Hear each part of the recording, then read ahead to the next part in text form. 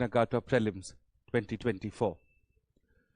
This is the first lecture, and in this lecture we're going to be covering 5 extremely important concepts. We'll first start with laws, then we'll move to majorities, then we'll apply the majorities to processes, understand amendments. We'll finally move to my proprietary, the 4 golden rules of polity, and we'll close the lecture on certain prelims tactics that I have added and revised for this year. Unlike the last years, I have cut through the chase. Directly, we are moving to laws, majorities, amendments, golden rules, and prelims tactics. Let's begin with the first topic, laws. When we speak about laws, we start with the word law. Laws are legislative enactments. Law is a larger, incumbent, umbrella, overarching, universal term. Law is anything, in any form, in any nature, that can indiscriminately be applied to human action. Law is something that affects us right from the day we are born to the day we are dead, and I think even after. But the idea is, law as a larger concept means something which could be applied to human action. When you look at it from a philosophical point of view, you would often hear of a term called jurisprudence. Jurisprudence is the knowledge of the law. A jurist is somebody who has the knowledge of the law. And in a few lectures from now, when we study the eligibility criteria for a Supreme Court judge, you will hear the word eminent jurist all over again. So basically, law is a larger idea, an idea which applies universally to the acts of us human beings. So if that is law, the larger idea of it, where does law come from?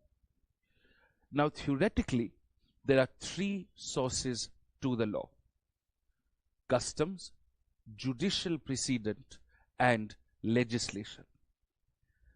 Customs, as we understand it to be, is the oldest, because customs goes back generations, goes back to civilizations. In the modern world today, in the nation-state system today, in the democratic system today, customs are recognized through law, no doubt.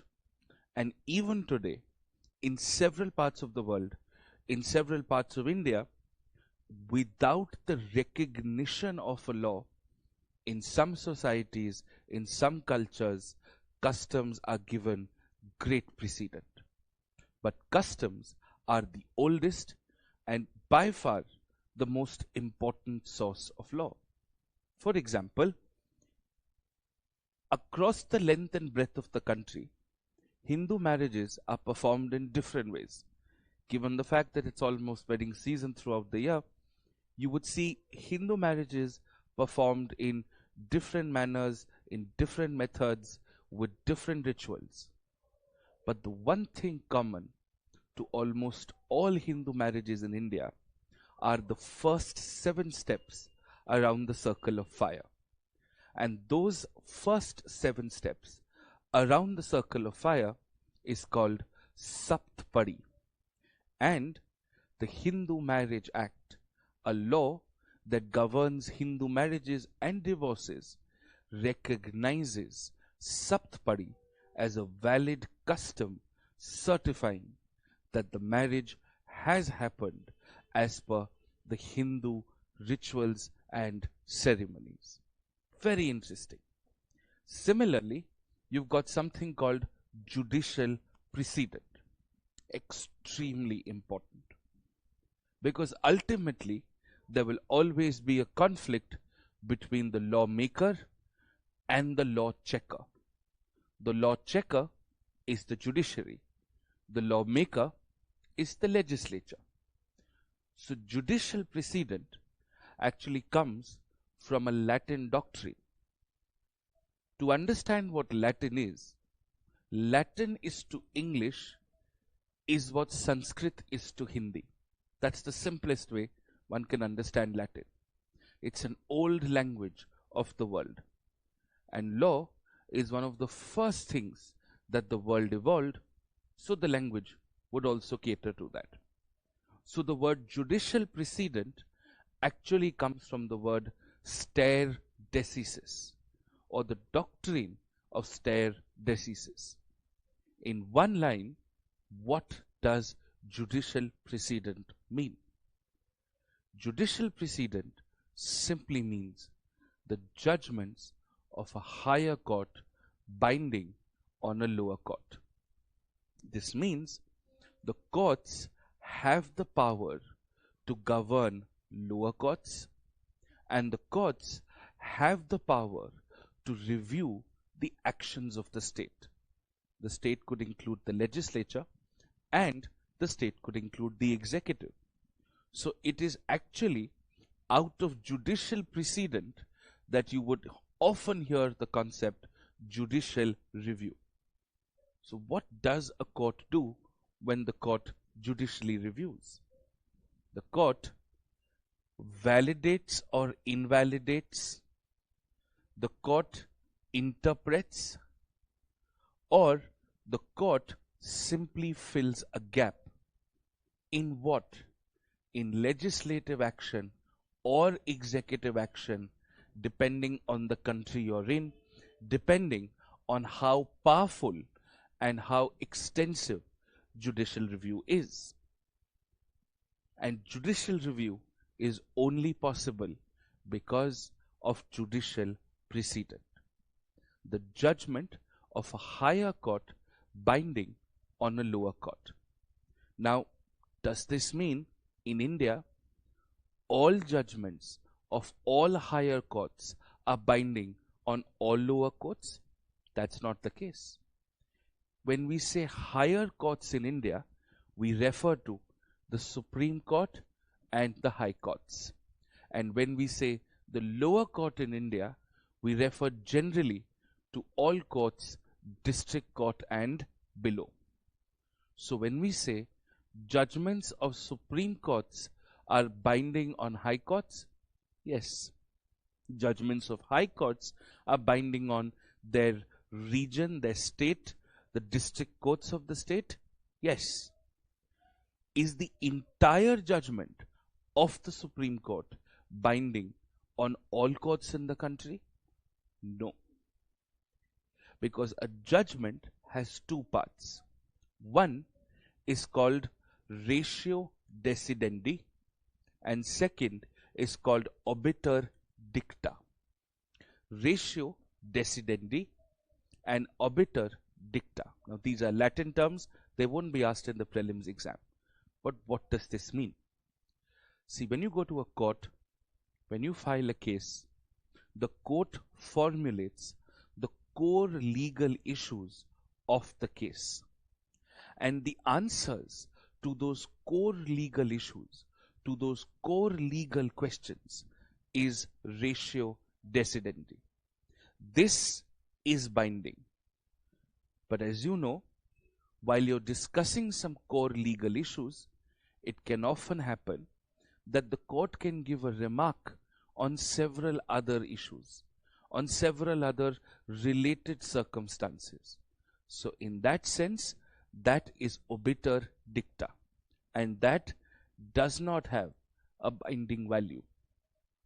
For instance, let's take the case of right to privacy. The Supreme Court, in the right to privacy judgment called the Puttuswamy versus Union of India judgment, declared that the right to privacy is an implied right under Article 21 and also is correlated to Article 90. And it explained to you why right to privacy is a fundamental right. Because in the Puttaswamy judgment, one of the core issues were, is the right to privacy implied under Article 21? That's the ratio of the case. But in the same Puttaswamy judgment, the court also said bodily privacy is an instrument of privacy. So therefore, by extension, orientation is an instrument of bodily privacy.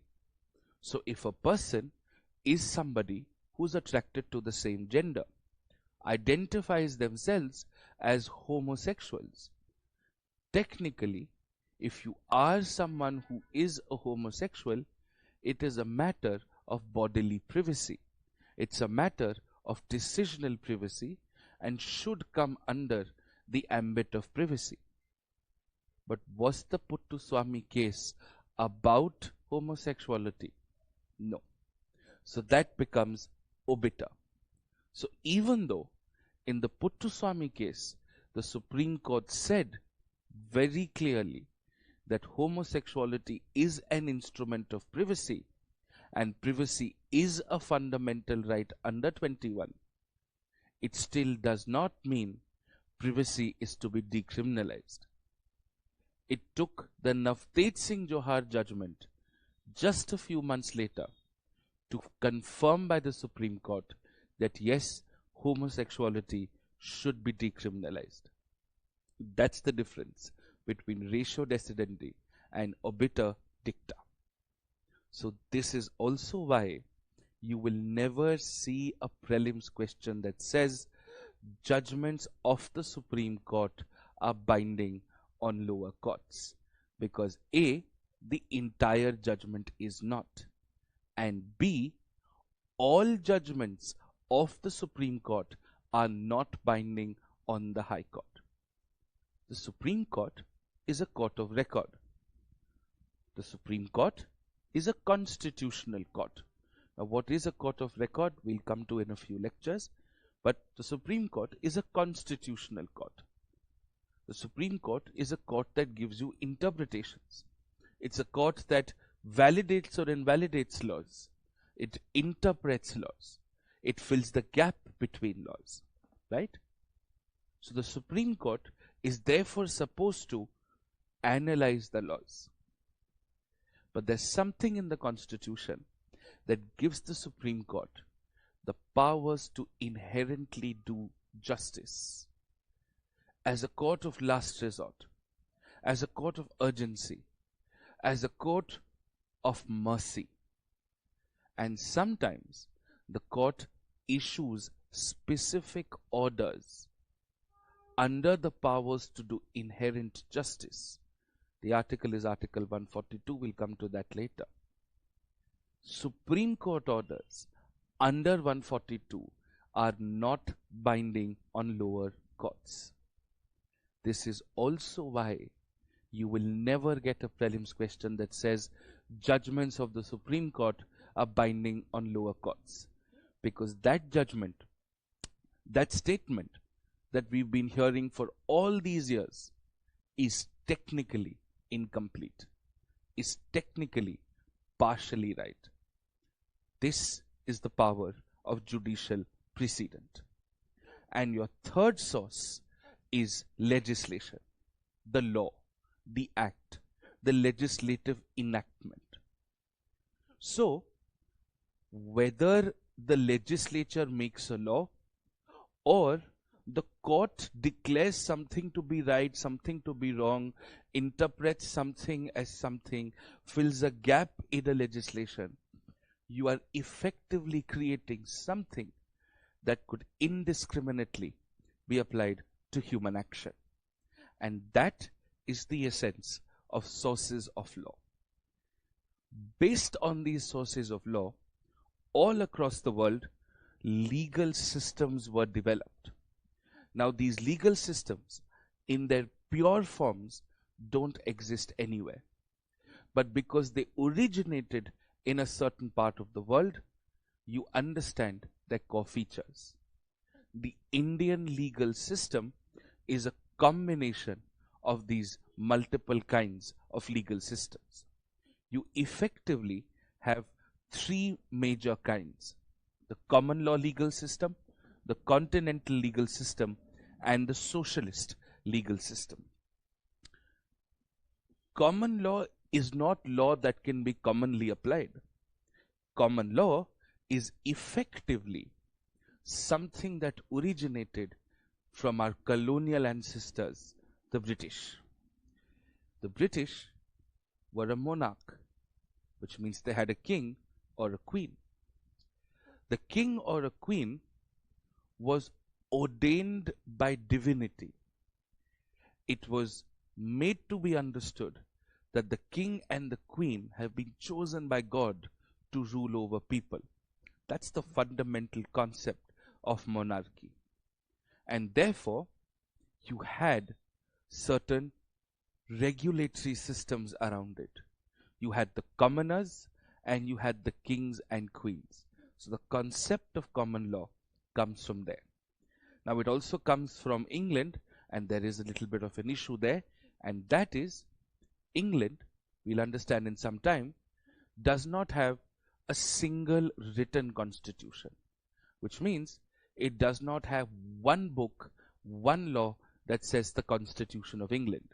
It has multiple laws which contain equally important things that a single constitution would, but in 10 different laws. But there is no concentrated singular Constitution of England. So there are so many laws governing so many aspects. Some of those are as important and worthy to be in the Constitution. And England is also one of the oldest democracies in the world, and therefore would also have courts. So when we are discussing what are called legal systems, we are effectively answering a question as to, is the law made by the legislature more important, or is the judgment given by a court more important? Who has the final say? Who has the last laugh? Now in common law systems, the courts do, because you don't have a unified singular constitution. The courts will have the powers to review the law. So that is why the notions of judicial precedent is going to be extremely high when it comes to common law systems. Extremely high. Now this means a few things. This means the judgments are going to be technical, because they have the powers to review the law. This also means that judges will necessarily come from legal backgrounds. They are necessarily the ones who will be trained in the law. No doubt, your legislations are important, but the legislations can be substantively reviewed by the courts. That's the concept of common law. And because the Britishers had it, the colonies of the Britishers had it. So most colonies in the world, which have been British colonies, have had some form of a common law system. We are one. Australia, New Zealand, Canada, we're all common law systems. That's the general understanding. In India, we do have the powers of judicial review. In India, the courts can review legislation. In fact, in India, to be a Supreme Court or a High Court judge, you have to be a practicing lawyer for 10 years at the High Court. In fact, when our state governments are conducting their state judicial services exams, you have to be a law graduate to write those exams. We are very clear on this. You've got to be a lawyer to be a judge. That is something that we've taken from common law, right? Now, there's something called continental law. It's also generally understood to be the liberal legal system. Now, the continental legal system originated in the European part of the world. It is also often called the Romano-Germanic system. There are multiple variations of it. You'll have a continental Scandinavian system, a continental Portugal system, a continental German system, a continental Roman system. The idea is that it is originated by the product of academics, thinkers, scholars, professors at universities. They came up with these ideas of continental legal system which were adopted by the governments of their countries. It is exactly the other side of common law, because common law is very watertight, it's very rigid, it's very formal, and it gives the judiciary a sincere amount of power. And judiciary is by the nature of it not democratic. The judges in most parts of the world are appointed. In democracies, the power must lie with the lawmakers. So while the common law system gives enough power to the law checkers, gives decent power to the lawmakers, the continental legal system is very clear. The continental legal system says the lawmakers are paramount. The lawmakers are going to have the final say, the final laugh, the final hooray. So what generally happens in a continental legal system is the courts have negligible powers of judicial review. The concept of judicial precedent is extremely diluted. For example, France. The Supreme Court of France, if I remember correctly, is called the Court des Sessions. The judgments of the Supreme Court of France are not binding on lower courts. In fact, judgments of higher courts of continental systems are only binding on the people before the court, on the parties who've approached the court, nothing else. So this means the courts have a very simple, straight-jacketed responsibility, and that is read the law, interpret it, or even better, read the law, apply it. Don't interpret it, don't analyze it, you can't validate it, you can't fill any gaps. If there's any interpretation, any validation, any updation, any filling the gaps, leave it to the parliamentarians, leave it to the academic scholars. They will do it for you. Your job as a judge is to apply the law, which means, do you really need to be a lawyer to apply the law? Which is why in continental legal systems, yes, you have law schools, yes, you have legal education, but it's not necessary for you to be a judge, for you to be a lawyer, for you to be a judge. You can be a scientist, an engineer, you could be a doctor, and you could still be a judge, because you're simply applying the law. You're not interpreting it. And that's the functional difference. Now, what generally happens is, in a common law system, when the courts have the power to interpret the law, you would often see the caricature of the Lady of Justice blindfolded, right? Very recently, about 2-3 days ago, when the Uttarakhand government has released their draft of the Uniform Civil Code, symbolically they have removed the blindfold from the Lady Justice. But traditionally, the Lady of Justice has a blindfold, right? This is because in common law systems, the courts have to play an adversarial role. The judges do not intervene in the process. They give a judgment on the basis of what is presented to them. That is why in India we say the truth is what you can prove in a court of law. If you can't prove it in a court of law, it's not the truth. Everybody would know what the real truth is, but the judge will not apply her mind. Simply decide on what is presented before the judge. This is called the adversarial system. There will always be lawyer A versus lawyer B, party A versus party B, and the judge will simply take it all in. That's not the case with continental law. In continental law, the judges play an inquisitorial role. The judges are a part of the case. Everybody's working together to find the truth. Take the case of South Korea. South Korea has sort of a continental legal system. So let us say it's an environmental case in South Korea where you're trying to decide whether an industrial development is going to hamper the environmental balance of a region. The judge, both the lawyers, both the parties can go to the site, investigate, come back and decide. That is what is called the continental legal system. And thirdly, and this is the interesting part, India has a little bit of continental legal system in its blood.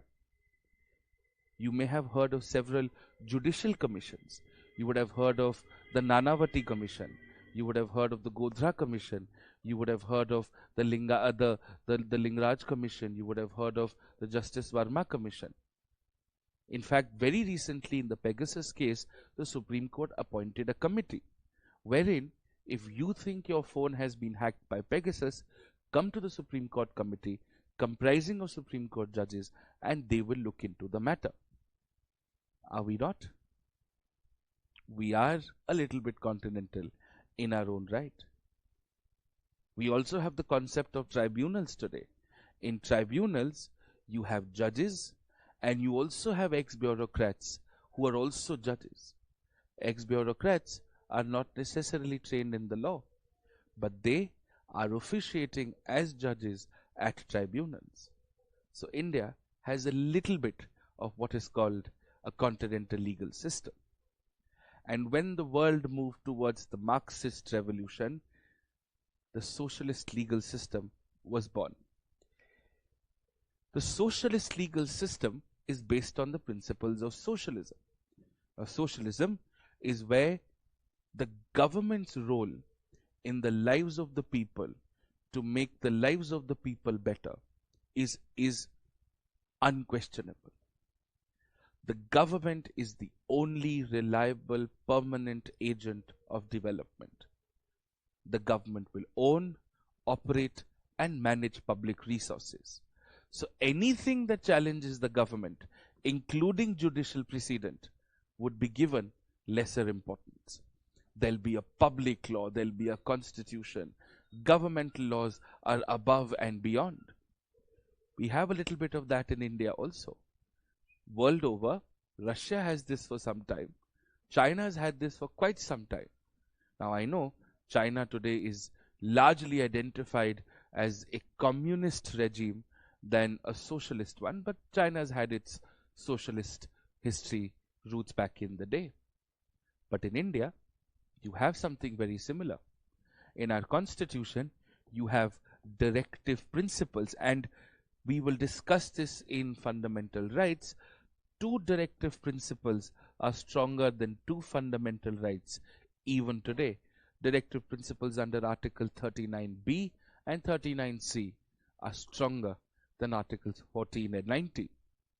So basically, if the government wants to implement something to prevent concentration of wealth or to promote equal distribution of resources, and the only problem that you have with that is 14 and 19, equality and expression, too bad, nothing doing. So yes, we have a little bit of a socialist legal system in our blood, which is what I said at the beginning. We are not a purist. Nobody in the world is a purist. The same way, no country is purely capitalist, socialist or communist. No legal system in the world is purely common law, continental law or socialist. No doubt, India has the greatest influence of common law, maybe 60% of it, maybe 70% of it, a little bit of 20% of continental law, and the remainder 10%. So that's how our legal systems are bifurcated. On the international front, because the world today is a more interconnected space. The world today is a far more open space. There is a need for intergovernmental coordination. So legal systems in the world have been developed. The finest example of an international legal system that I can give you is the European Union. The European Union is a political union, it's an economic union, it's a customary union. For example, you have something called the European Union. The European Union is a political union. It has the European Parliament, the European Charter for Human Rights, the European Court of Human Rights. All of this is binding on members of the European Union. There's also something in Europe, a subset of it, called the European Economic Area. So countries who are a member of the European Economic Area will have free movement of material across borders. No tax, no customs, nothing. And you also have the Eurozone, a monetary union, where you have a singular currency as that of a euro. Now the idea is, the principle of the international legal system is the principle of foreign policy. And the principle of foreign policy is national interest and sovereignty. You cannot force the international legal system upon anyone. The countries willingly, on their own, have to accept it. Which is why you have two concepts related to international documents. You're either ratified to it or you're a signatory to it. If you have been a signatory to an international document, that means you don't have to implement it. You are not bound by it. But if you've ratified an international document, then you're going to come back home and make whatever necessary changes you have to implement it. You have decided as a country whether you want to be a signatory to a document or do you want to ratify a document. For example, India ratified the UN Convention on Prevention of Drugs in Sports. So just a year or so ago, we passed the Anti-Doping Act. We created a national anti-doping agency because we are ratified to it. We are also, I think, we've also ratified the UN Convention on against corruption. So a few years ago, we made changes to our corruption law, and not only is it illegal to accept a bribe, it is also illegal to offer a bribe, so that you can cut the demand and the supply of corruption alike. So this is how the international legal system works. It works on the principle of ratification or being a signatory. Of course, there are many layers to this, but for the prelims exam, this much information is good enough.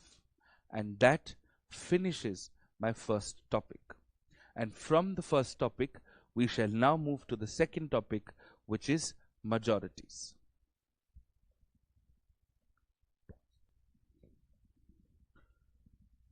Majorities are about the law of averages. The law of averages is what defines a democracy. And what is the most clear instrument of a democracy? The laws that are made in a democracy. So, before we start understanding majorities, let us connect topic 1 with topic 2 by understanding very simply and very conceptually the types of laws. Now, there are largely two kinds of laws: international laws and national laws. National laws are also called municipal laws. Don't ever confuse municipal laws with municipality laws.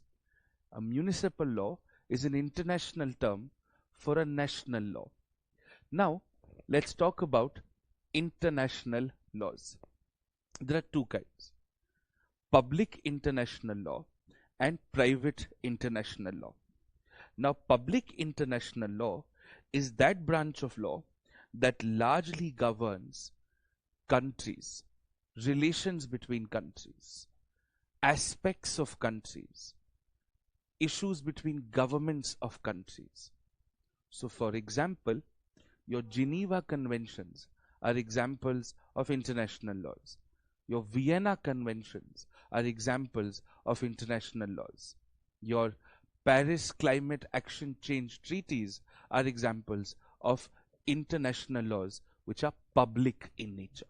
Now, in the ecosystem of public international laws, treaties, documents, covenants, conventions, they all mean the same thing. They're as good as the people who sign them.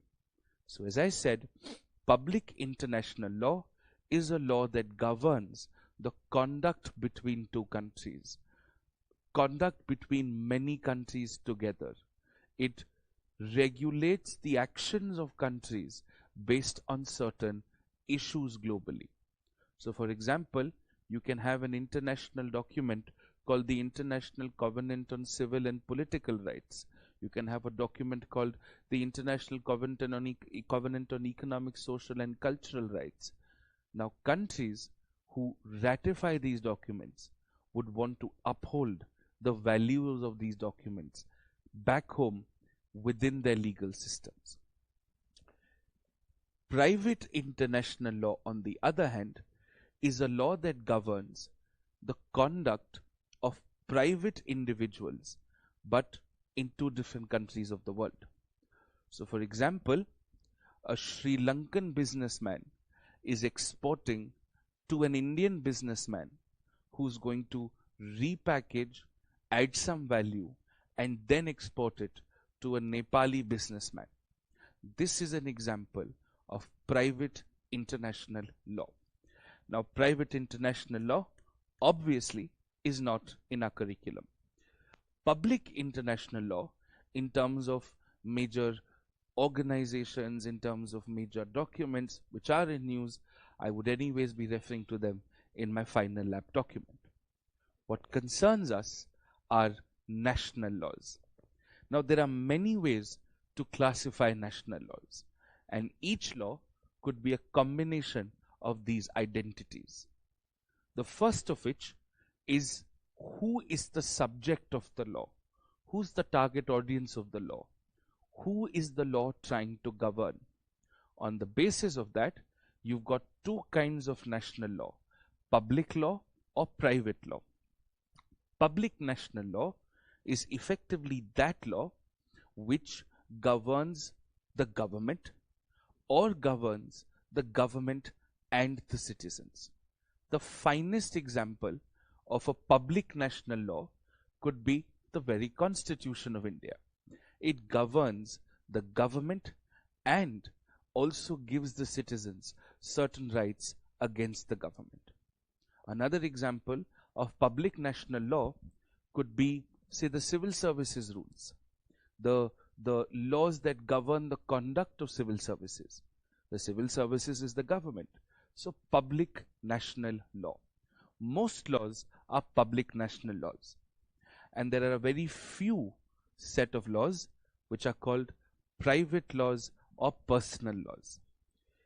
There are three basic aspirations of a person's personal life: marriage, adoption, and inheritance. Laws that govern marriage, adoption, and inheritance are generally called personal laws. And these laws, as we've discussed just a few minutes ago, are greatly inspired from customs.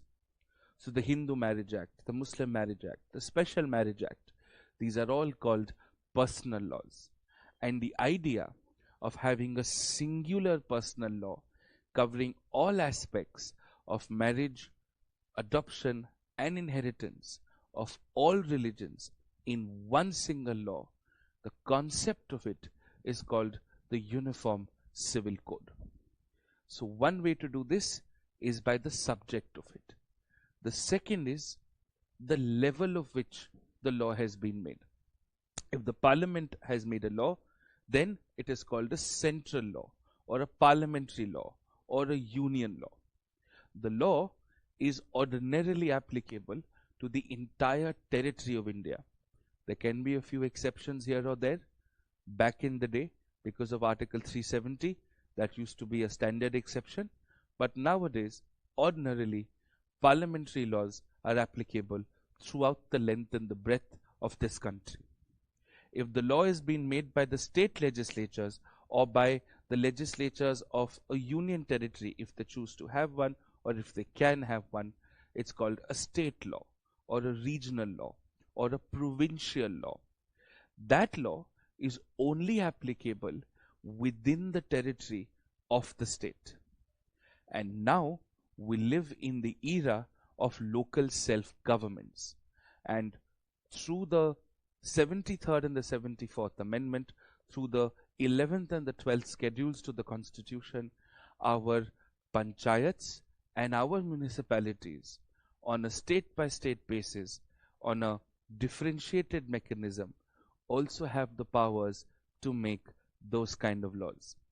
So for example, a law made by the Gram Panchayat of a specific village in a specific state would be applicable to the village area of that village of that state.